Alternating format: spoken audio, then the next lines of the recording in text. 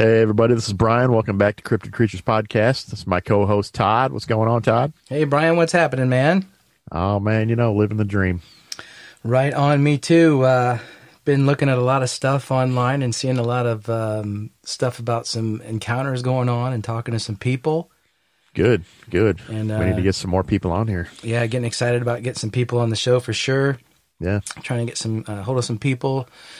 Throwing out there to everybody, if you're listening to the show and you've had an encounter or you know somebody, have them get a hold of us. Absolutely. Cryptid Creatures. info@cryptidcreatures.co. That's right. Or you can get us at Instagram at cryptid_creatures. Yep. So yeah, just digging into that and staying busy. It's exciting reaching out to these people and friending these people on Facebook. We have I'm liking to reading some of these stories you're sending me. That's good. Cryptid Creatures Facebook group now. People can come out and join. I'm going to go on the public side of that thing and post some stuff on there. But yeah, so we're staying busy. We're getting a lot of listens too. We're growing. We appreciate. We're getting there. We're trying to get our YouTube channel up and running too. So yes, definitely. All the podcasts are on there now. Hopefully, we'll have some video soon on there for you guys. So yep. Once I get myself looking a little better, we can put that on the live TV. I'm kidding. Right. But no, yeah, I'm just pumped about everything. We're going to be going to the Kentucky Lexington, or we're going to try to make it to the Lexington, Kentucky Expo, Cryptid Expo down there in November 2021. Hopefully we'll make it down there for that. Yeah, we're going to try and have a little booth set up, maybe even do a live stream from there. Yeah, for sure. But yeah, good things are coming. Just want to thank everybody for listening. Yes, thank you all very much. So we appreciate it, and we'll continue to bring you good stuff. Yes, we will. Like this episode, Brian. Oh, what do we got? What do you know about swimming Sasquatches, Brian? Not a lot. I didn't realize they could swim. We're going to learn something tonight. We got Sara coming on. Well, all right. I'm excited. Me too. We'll bring her on. You ready? All right, let's get this show started. We'll bring her on, man. Here we go. All right, Sara, welcome to the show. How are you doing? I'm good. Thank you for having me. We're happy you're here. Thanks for being on. Yes, thanks for being on. Yeah, we're excited. We appreciate it very much. Thank you. So you come from north of Seattle area. That's kind of where you originate from and where you had your encounters that you're going to talk about tonight. You from that area all your life, basically? Around the area. I've been here in Tulalip for about 31 years, maybe. Okay. So when you were a child, how old were you when you first had that incident you told me about in the boat? Oh, in my late teens. Okay.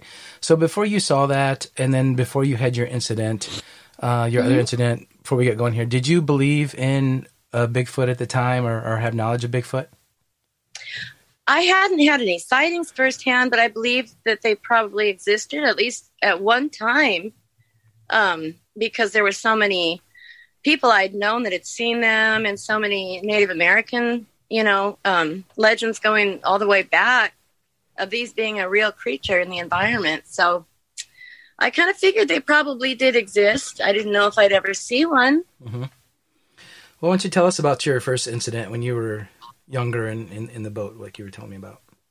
Yeah, so I used to be the spotter on my dad's boat because I had the best eyes. So I would sit out on the bow and just watch for debris. And a lot of times you'd see sea lions and seals kind of pop their head up and look around and go back down. So the one time we were in an area where actually it was exactly the same area where we had our sighting later. And it was an area where I had also seen from the water, I had seen many different times trees shaking, just one tree at a time when there's no wind.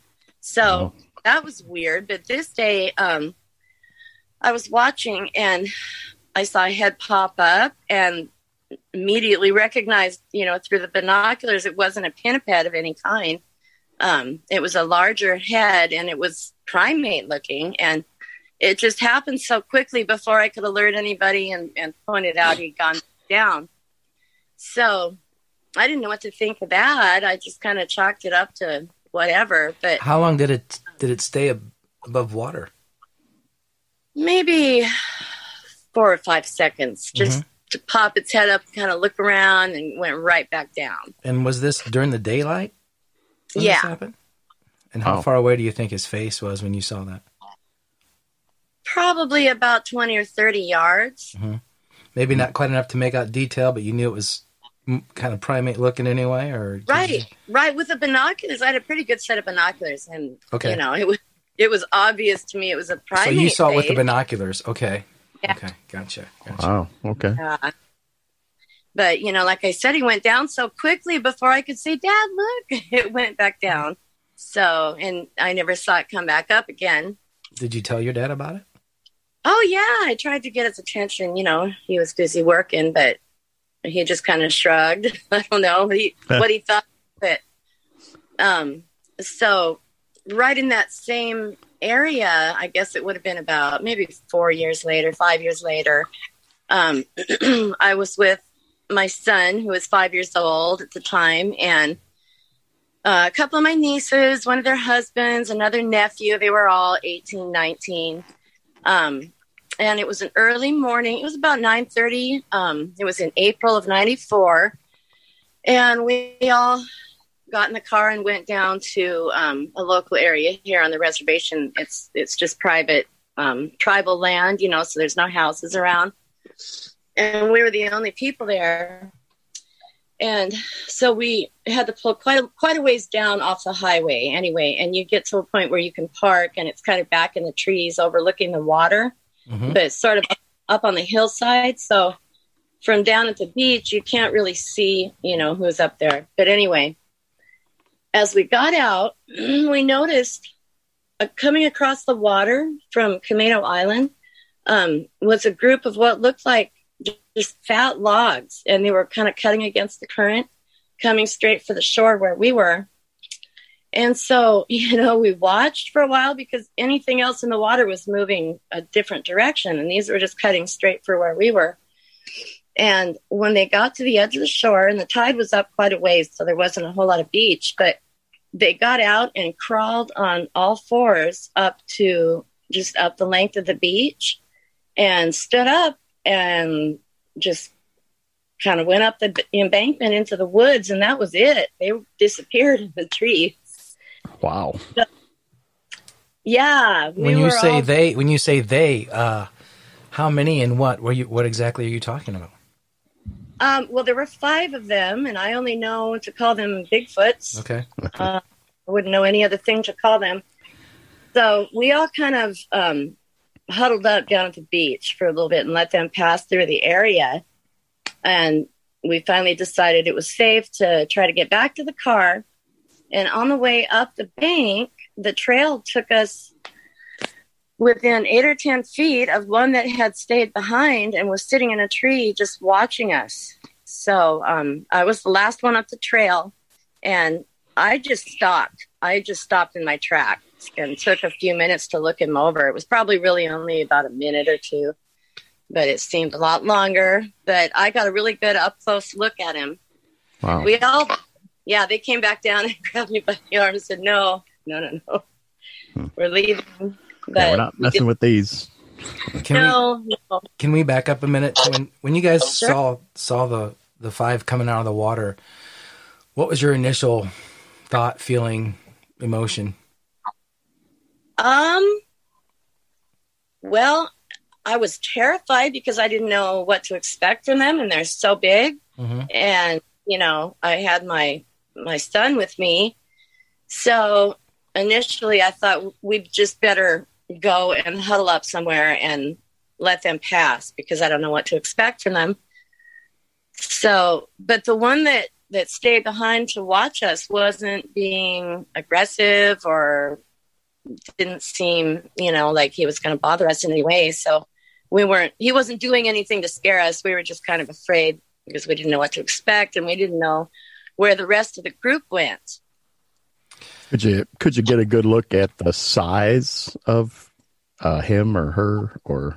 I think that it was a male. Just the way he was sitting, it was not possible to really see the genital area, but there were no breasts, and he just had a real masculine look. He was real big.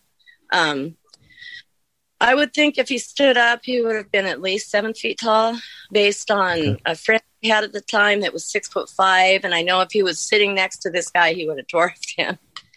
So, wow. Yeah, I would guess at least 7 foot tall. So, looking at this one's face versus what you saw of the face of the one in the water, did they look similar to you? Now, the ones in the water, I wasn't really close enough to make out real super, a whole lot of facial features, just that it looked really primate. You mean the one that popped his head up? Yeah. Yeah, they did look very similar. Can you describe? Go ahead and describe the face of the one that you saw up close. So, starting with the top of the head, it did have a real sort of a conical shaped head, with a high forehead. There was a real clear brow ridge like an ape would have, with sort of a receding hairline above that. And he had really deep set, wide set eyes, brown, about the same color as mine. A real wide, flat nose. The mouth, the lips were really thin. He had a wide mouth with thin lips, like proportionate to the nose. If the nose was 4 inches, the mouth was probably 6 inches wide. Okay. And he was cinnamon in color, just about the color of a cinnamon stick. Okay. He looked similar to the animal seen in the Patterson-Gimlin film, but a little bit different color. Okay. The one in the film is more of a kind of a mahogany color, and really the hair on the face shows up more on the one in the film. This one didn't have quite as much hair on the face, or if he did, it was a little bit lighter. Okay. Did it look more human or ape-like to you? He seemed, in his mannerisms, in his posture, and just kind of the way he was swinging his legs, he seemed way more human. But the features were definitely a mix of both. He was just kind of sitting there swinging his legs off the like, hey, how's it going? Welcome. He seemed like a youthful curiosity. I wondered if he may have been, an adolescent or a juvenile. And he didn't have any. See, that's what I said. What's that, Brian? That's what I said. It might have been a juvenile. Yeah, you did mention that when I was telling you the story prior, getting you ready for the. That's amazing. So he just didn't care in the world that you were sitting there staring at him. He had no worries that you were staring at him. He didn't want to get up and take off. He just No, he didn't seem aggressive. He didn't seem bothered by us. Just making sure you were getting out of there. That's what he was doing. Yeah, he was just sitting there. He had his right arm around the trunk of the tree, and his left arm just kind of at his side. And, did you recognize him from the group that came out of the water, you think? Was he one of those? Did you recognize him? Oh, I assumed he was one of them that came out of the water, but I couldn't say for sure. When we saw him coming out of the water, we were looking at them from up on the hillside in the trees, so we could see what they were, but as far as their individual facial features, kind of the way we were looking down on them and the way they clambered up the beach, it wasn't really possible to see their faces. And they were probably wet, and you probably couldn't tell what color they really were, I'm guessing, but they all probably looked the same. Right. Were you... So how'd you get out of there? What happened? Did he leave? Did you leave? We left. We got in the car and left. He was just sitting in the tree watching us go up the trail. Did your son see him too? Or? Yeah, everybody. All of us saw them. Crazy. That's awesome. Yeah. So were you, when you got in the car and you left, were you shaken? Were you terrified? Were you just kind of... Oh, yeah. We were shaken, in a way that's hard to describe. Like, that's just not something you gloss over. It really affects you, at least for that, for the foreseeable future. We've been back many times to that spot. So you said there's an island right out there? Do you think there's an island across. It's there is a land bridge connecting, but it's Camino Island that's straight across from where we were. Because you don't hear too many reports of swimming Bigfoot. Yeah. So I was just wondering, maybe they live on the island, maybe go back and forth. Is that possible? Yeah. That's exactly what they're doing. Yeah, that side of the island is pretty rugged and heavily wooded, and there aren't a lot of houses. So, it makes sense that they were hunting over there, whatever they do. Mm-hmm. And I wonder if there might be a group that lives in the area year round, because we have sightings. There were people last summer that saw a group in that area. And I've been back to that. They're not individual sightings. You see them. They're in packs. Oh, yeah. We see packs and we see individuals out there as well. And I've been back there many times since then and seen things. One time, my husband and I went down there, and in the same sort of gully where they came up out of the water and entered the woods, there was a German Shepherd that was literally ripped in half. It wasn't eaten. It wasn't scattered. Something with hands take that animal and rip it in half. Wow. And no explanation. And then another time we were going down there and we were stopped by a big log in the road that was, it was big. It took 3 people to just kind of roll it out of the way. And we were trying to look around and see where in the heck that would have come from. And we couldn't figure out, anywhere right in the immediate vicinity that would have come from. Doesn't prove anything, but, it just kind of makes me wonder if maybe they are in the area more than we think. Mm-hmm. Yeah. Come through the area more often. I've got to say, where you're located, yeah, they're all over up there for sure. Guaranteed. Yeah. What is it? The Olympic Mountain across the way there? Are you close to the peninsula? The Olympic Peninsula?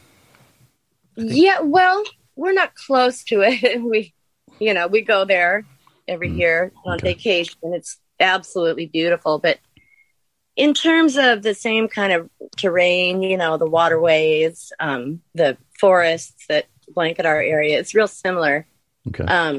And as far as the tribe, that my family's from here, the legends go way back of these creatures being in the area. Back in old times, there were even incidents where certain people would trade with them. They would leave salmon at a certain area at the edge of the forest, and they could come back at some time later, and they had left blackberries for them. So these are legends, I make a distinction between the legends and what I've seen firsthand. But there are a lot of old stories going back here, of that happening in the area. But for me, in the moment that we saw that, my background is in nursing. And so I was trained to be a detailed observer. So I just wanted to stop and take as much time as I could to do a head-to-toe assessment and try and memorize every feature.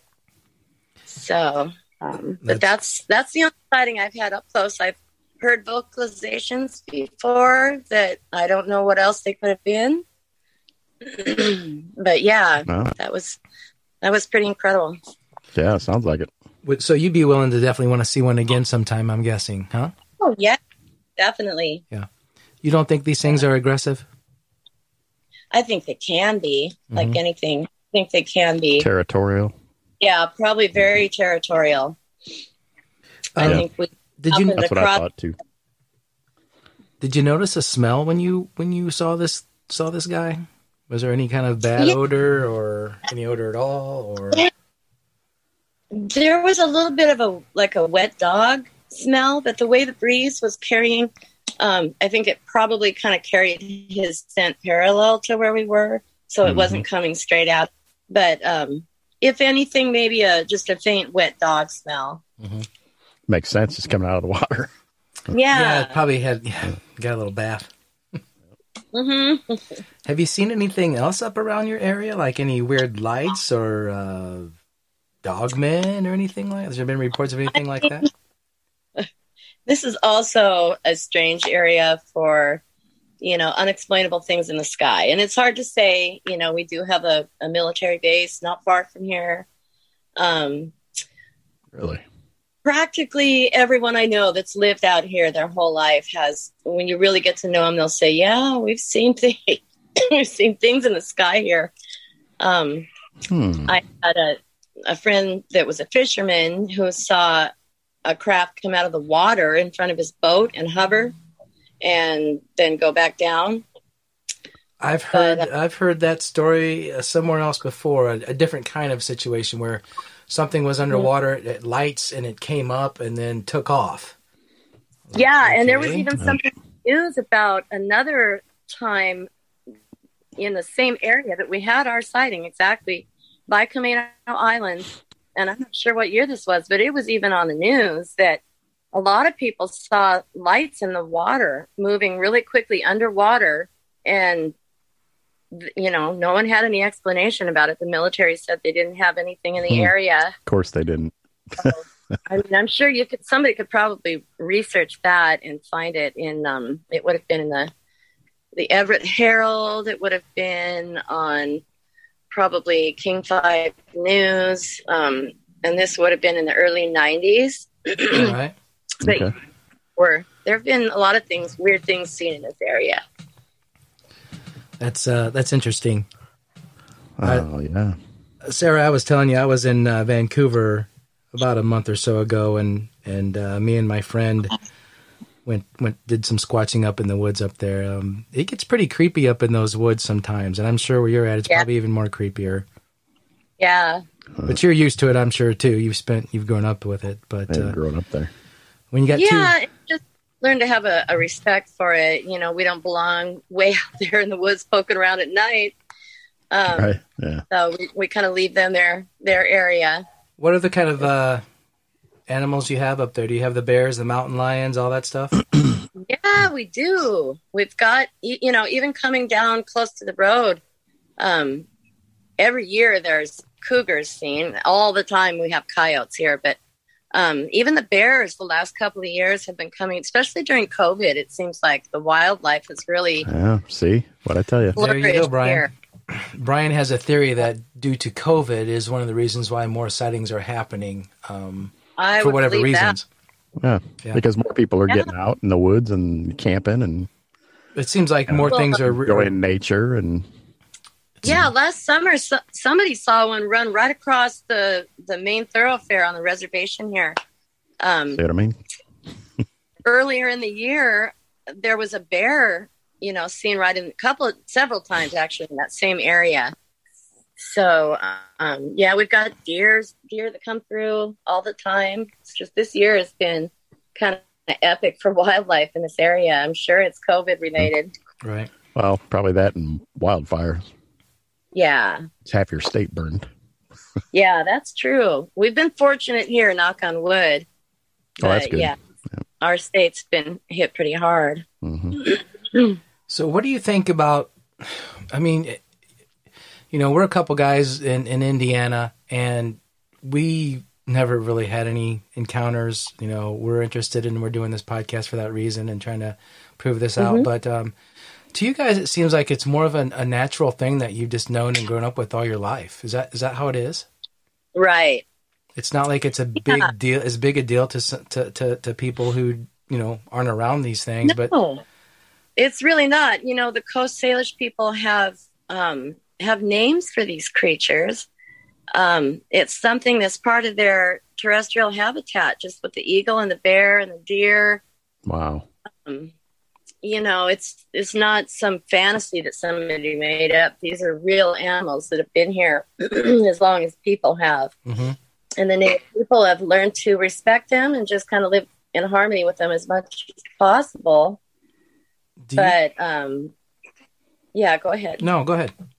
Do you think these things are a natural creature, flesh and blood, or do you think they're some kind of paranormal, maybe alien related, or are they, just like us, descendant from some kind of, from whatever?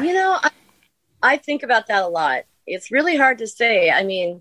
I know what stood in front of me was a flesh and blood creature. But as far as what their abilities are, what they can do. I don't know. I know a lot of people that have had, sightings over the years, hunters, and some of the old stories here, they say that they can affect you mentally. And I wonder if they use infrasound or something. I think that they have abilities that we can't quantify, and we can only speculate on until we can really study. Right. But, it's hard to say. I wouldn't be surprised if they were very close to us on the human panel. Okay. But, I think the differences between us are something we need to look into, because they do seem to have special capabilities. Well, the reason I was asking was because I've heard of, the cloaking thing with these guys. Mm-hmm. Yes. I've heard of the strange lights and the orbs that people see before or after they see these things, or even UFOs. So it's just weird, that correlation. And I believe people when they're telling these stories. Why would they make that up, Right. If I can relate a tidbit from a friend's sighting. Yeah. A friend of mine saw one, and it smacked the side of the cabin that she was in, and she ran out and yelled. She didn't know what it was, and she saw this thing hop over the fence, and as it glanced over its shoulder and saw her looking at it, it literally camouflaged itself like a predator. Yep. As she was looking at it, she could see it continue to move by its outline, but it was camouflaged. It went immediately to. That's the cloaking that we're talking about, which that's so weird to me. She's a very rational person that's almost told that to practically no one, because, And I believe her. Do you believe her? Oh, 100%. Absolutely. Know that when she's telling me something, when it's true. So if these things can do that's one reason why they're so probably hard to find, see, catch, whatever. Mm-hmm. But that's got to put some kind of, I don't know, spiritual, phenomenal kind of thing to them. And I think that's got to be part of it. Bryden, you don't think so? No, spiritual? No. Well, maybe not spiritual. Dimensional? What word do you want me to use? What would you call it, Brian? I don't know what you call it. I know we have animals, chameleons and supernatural and different animals in the natural world that can camouflage themselves. Maybe they have some special ability. Maybe it has something to do with their fur and how they can move, and maybe they have that. Light bends when it hits their. Yeah. Maybe they're able to, Brian, maybe like a chameleon, they change their color. Maybe they blend in with their environments just like a chameleon. Maybe they've learned, maybe they've evolved that way. It's possible. Mm-hmm. It could be, and it could be that either they or us have some genes that aren't from here. That's possible. Anything's possible. Yeah. Thousands of years ago when there were higher civilizations, if they did some gene splicing, I don't know. Yeah, you never know. Yeah, that could be too. That's another theory going around. Well, you have a lot of theories. You have the Nephilim theory as well, but yeah. Well, Sarah, what do you think? What do you think the reason is we haven't proven scientifically that these things exist, or we haven't captured one, or maybe we have? But why doesn't the world know that Bigfoot is real? I mean, I think combination. If you talk to indigenous people in any part of the world, they'll have a name for them. They'll tell you they're real. Yeah. I think that there is, for some reason, and I don't mean to sound like a conspiracy nut, but I think it's an effort, a coordinated effort, maybe to suppress the evidence that they do exist. Why, I couldn't imagine. But I think they are highly intelligent. They know how to stay away from us. They don't need us. Nope. They've lived this long without us. Yeah, I think there's plenty of evidence that they exist. Yeah. So I just don't. I think people don't want to know. I think most people really don't want to know. Imagine what would happen to the forestry industry and the tourism industry. If people had to admit that this kind of thing lurking out there. I think it would affect a lot of industries. I think it would affect the religious industry a lot. Mm-hmm. For sure. It'd put people in panic. It'd affect the camping industry, probably, the RV industry, maybe. I don't know. But I don't know. Maybe that I'm might out help there. might help the camping tourism. Maybe. I want to see one. I don't care. Some I people definitely say, want to. Yeah. We're gonna have to come pay you a visit. yeah, we're gonna Yeah. come. We'll meet you up at the Washington, I'll Olympic take you on a tour. Yeah, we'll meet you up at the park, the Olympic State Park or whatever. Heck yeah. Definitely. Yeah. Well, Washington is the most popular state. I guess if you're going to see one, that's where you need to go. But That's what they say. do you think you'll see another one, Sarah, sometime? Is it that common? I where you're sure at? hope so. I think there's a good chance if I, get out of my house enough and out in the woods, out at some of the beaches and some of the areas. What time of day was that? Did you say was that dusk? Close to dusk. It was about 9:30 in the morning. Oh, it was early. Yeah, it was early. And it just felt like we got lucky. They were going in a direction and we just kind of intersected them. And we just got really lucky. You interrupted their morning swim. Right. Yeah. But, just last year, a group was seen by someone, just a mile or two from there. A whole family group with little ones. Wow. So that is a pretty hot spot right there. Sarah, do you have any other stories from any other friends or any other encounters that you know about? Sounds like you might know some more than what you've already told us. I mean, I know a lot of people, over the years that have hunted in Washington State, and they've all had sightings, from seeing a full on Sasquatch to seeing a pair of glowing, wide set green eyes coming down the hillside, and they decided they'd leave, before it got to them. It's hard to say. There are a lot of people that have seen him out here. Trying to think if anything comes to mind immediately. Have you ever had any dangerous encounters, or where anyone had felt threatened or anything happened? Any rock throwing or anything like that? I mean, not anybody I know, except the friend that had the one that smacked the side of her house. It would come on a regular basis and smack the side of her house. And she finally, got brave enough to poke her head out, and that's what she saw. Sounds like somebody's just playing around there. Yeah. Trying to be a joker. Yeah, I think they like to antagonize sometimes. Mm-hmm. Yeah. From what it sounds like. I've heard a lot of that. So. And I think they're really curious, and probably looking for an easy meal. Right. Yep. I have friends that live out in the woods, like way out in the woods out here, and they hear stuff all the time. I was just out there a couple of weeks ago, and we were outside, having a smoke, and the frogs are really super loud this time of year, and nothing quiets these frogs down out there, not the chainsaw, not trucks coming in, not people. And as we're sitting there, all of a sudden, everything went just deathly silent. The frogs stopped, everything stopped. And she says, oh yeah, we get them out here all the time. She grew up on that spot.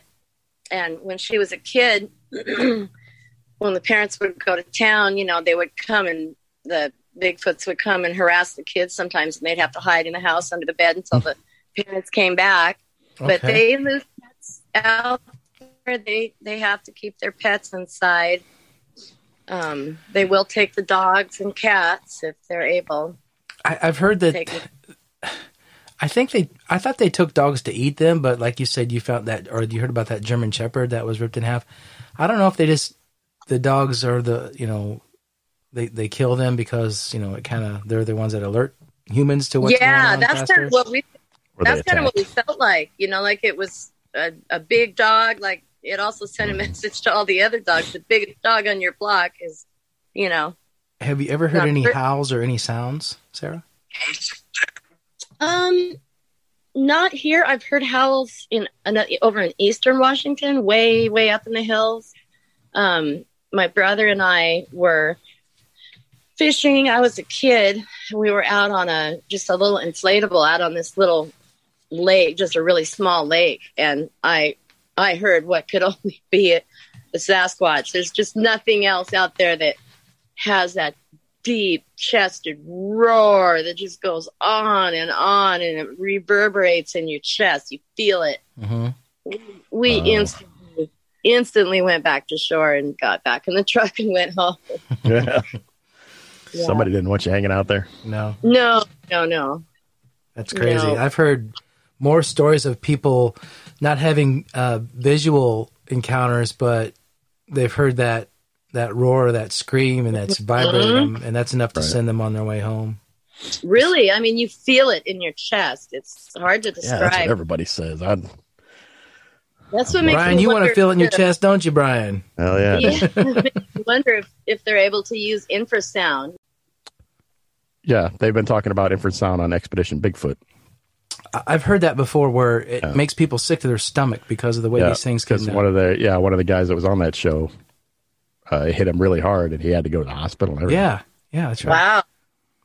Sarah, I know it just hit my fight or flight response, and I was just like, we are out of here. Yeah. But I was also going to mention too the name that the people here have for this creature is called. They have a story of the basket lady, and they call her Yaya Lee.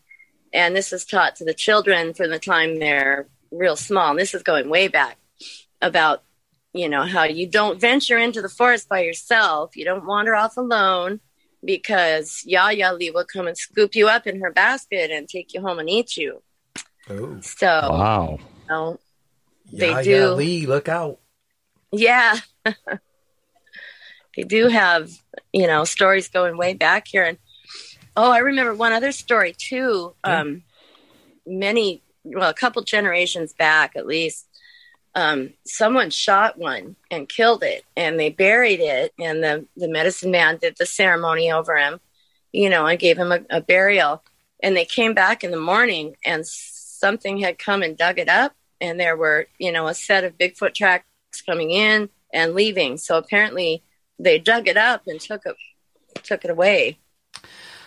Which is probably why we never find any remains. There you go. There's your answer. I think if one is dead or killed, either the family or the group that it belongs to is going to come take it away, because I don't think they ever travel alone. Mm-hmm. Or the government's going to take it and keep it covered up. So there's another reason why we can't prove these things. That's my philosophy. Are there around your area? Are there a lot of caves? Are there a lot of subterranean? There are said to be. Yeah, I haven't ventured to a lot of them. But yeah, and this habitat would lend itself to that type of thing. I wondered that too, if there might be caves that they could access underwater. It could be too, yeah. It's Brian, hard to say. Yeah, there are caves around here. Brian, I think I know where you're going with this. Why don't you go ahead and explain that, why you asked her that question? That's just one of the theories that why a lot of people don't see them is that they live underground, and that when they do have their dead, maybe that's where they take them. Maybe they have like an elephant burial ground. Elephants wander off, and maybe they have a burial ground that they use, but maybe it's underground. Right. I wouldn't be surprised at all. I saw they've been around a lot longer than we have, so maybe they get it. They're nocturnal, so they can access places like that, and they're so robust that they don't have to have a heated, indoor space. Right. So that kind of opens up a lot of territory for them that's not accessible to us. Yep. I saw a post on one of the Bigfoot pages I'm on Facebook about the cave systems of North America and where sightings have taken, and they kind of laid the maps on top of each other, and it was very coincidental how the sightings and the caves matched up, and the lineal lines and the ways they kind of went, the pattern across the United States. It was really weird. Wholeheartedly. Which tells me these things are going to caves at nighttime, or they're living in these caves as much as possible, or they're making their own caves. I don't know. That's another reason why we're not, finding or seeing these things all the time. Only when they're out moving around during the day and you just happen to have an encounter. Yeah. Not saying all of them live in caves. Maybe the ones that you saw, Sarah, live on that island. Or they transport back and forth. Or they go back and forth. I wouldn't be surprised at all if they lived in caves, for as many as they see here regularly. Right, especially in the Pacific Northwest and Kentucky. Yeah. There is a lot of territory. They could, I suppose, find some way to build a shelter way back in the woods somewhere, but it just makes more sense to think that they would live in caves. Right. Yeah, that's what I always thought. Yeah. I think it's going to take more than SEAL Team 6 to find Bigfoot, because between living in caves and cloaking and who knows what else they're doing. We'll find him. Right. That's why we're here. I'm sure there's been I'm sure that there's been several that have been killed in the past, in the history. A lot of them probably been killed. I'm sure more people have shot more than they say, than they're letting on. And back in the old times or early times, I'm sure the Indians probably killed a lot of them too, or had to. They probably didn't want to, but there's probably times where they did. And and just over territory or food. They have to be a type of human. They have to be so close to us, because there have been stories going way back, not even just here, I think also in Siberia, of women who had been raped by these and produced a viable offspring. Oh, really? Mm-hmm. Wow. Not in this Pacific Northwest that I know of, but I've heard stories. Have you heard the story of Xana? Come to think of that, yes. Now that you say that, I've heard this story. No. And I've heard similar tales throughout the Americas that's happened before here. So, I mean, but I think that if that's true, that they would have to be so close to us, genetically. You know what? They would definitely have to be, because we can't mate with monkeys. Right. They would have to be a type of primitive human. I saw something. I did see something about there was a couple twins born. I think they were twins, or there was two boys born. And it might have been a Russian country. And they were really awkward looking, tall, lanky, strange. They moved weird when they walked. It was just really weird. And they were really tall, like 7 feet tall, and almost 7 feet tall. And this is like a long time ago. And I can't remember the clip or where I saw it, but I'd love to find it. It was almost like their mother was raped by a Bigfoot or mated with a Bigfoot. It was strange. They weren't hairy at all. That was the thing. They weren't hairy at all, but they just were weird looking. I don't know. Who knows? And what you mentioned about the possibility of a relic population of the Nephilim that survived, they were supposed to have been able to breed with humans. Right. But it makes you wonder.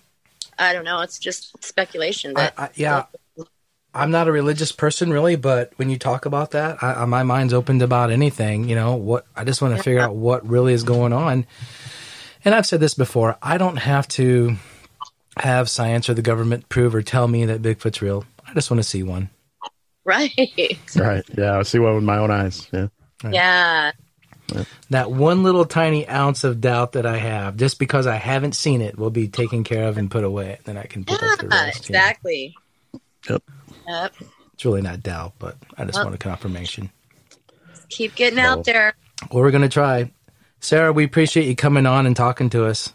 Absolutely. Thank you for having me. I appreciate it. No, thank you. And if you see anything else out there, you got to get a hold of us and tell us that next story. I will. Yeah. Or, if you've heard somebody see another one or whatever. Yeah. Okay. Let us know. Yeah, feel free to contact us. All right. All right, definitely. Heck yeah. Thank you. Thank you for coming on, Sarah. You have a good one. We'll take care. You take care. All right. Thank All right. you. You too. Thanks, See ya. Sarah.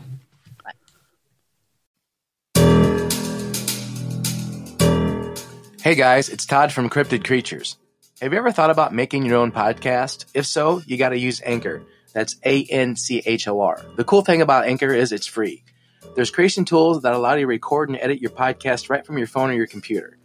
They'll distribute your podcast for you so it can be heard on multiple platforms like Spotify, Apple Podcasts, and many more. You can make money on your podcast. The more people that listen, the more money you can make. It's everything you need to make a podcast all in one place. Download the free Anchor app or go to anchor.fm to get started.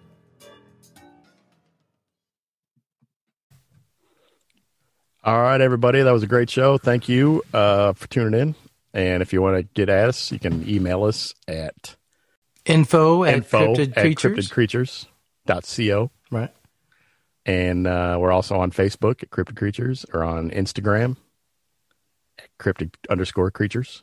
We got some Twitter action too, right, Bri? Yep, we got our Twitter app going on, and that's at Cryptid Creature 1. No E on the end of creature. Right. And we just got the YouTube page up and running, so check that out at Cryptid Creatures. Definitely. I can't wait to check it out myself. Yeah. All right, man. So hopefully we'll get some video going on there, and right. You guys stay tuned. We got more guests coming on lined up and some good shows on their way. So thanks again for listening, everybody. Oh, yeah. Brian, you take care, man. Yep, you too, Todd. Until next episode.